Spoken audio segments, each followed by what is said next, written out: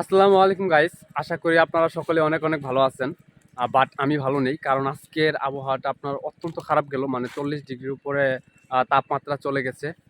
আপনার কলিজা শুকিয়ে কাঠ হয়ে গেছে, এরকম একটা অবস্থা। আজকে পানি পিপাসা যন্ত্রণা যাচ্ছে।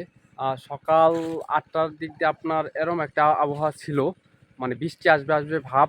আমি ভাবলাম বৃষ্টি আসবে, হয়তো এক জায়গায় বৃষ্টি না আসলেও ভাবলাম মানে আবহাওয়াটা আজকে ঠান্ডা থাকবে, ঘুরতে যাব কোথাও। কিন্তু বাট 10টার পরে আপনার এরকম একটা রোদ উঠলো, আর ঘোরাঘুরি হলো না। বিচ্ছিরি একটা অবস্থা আজকে। আর এটা হচ্ছে নতুন একটা মানে ভিটা।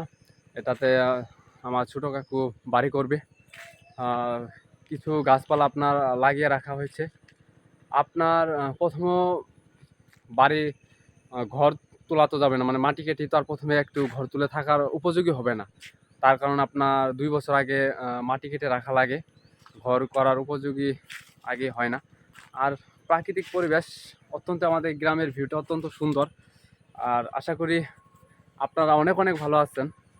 তো আজকে কি আর বলবো, আজকে বাড়ি থেকে বের হবো না, কারণ এই গরমের মধ্যে আপনার বাসা থেকে বের হলেও অসুস্থ হয়ে পড়বো। তার কারণে আর বাসা থেকেও আজকে বের হবো না। আর আপনার দেখতে পাচ্ছেন আমাদের দিকে ফসল কাটার আপনার সময় হয়ে গেছে। আর 6 থেকে 7 দিনের মধ্যে আপনার ফসল কাটবে।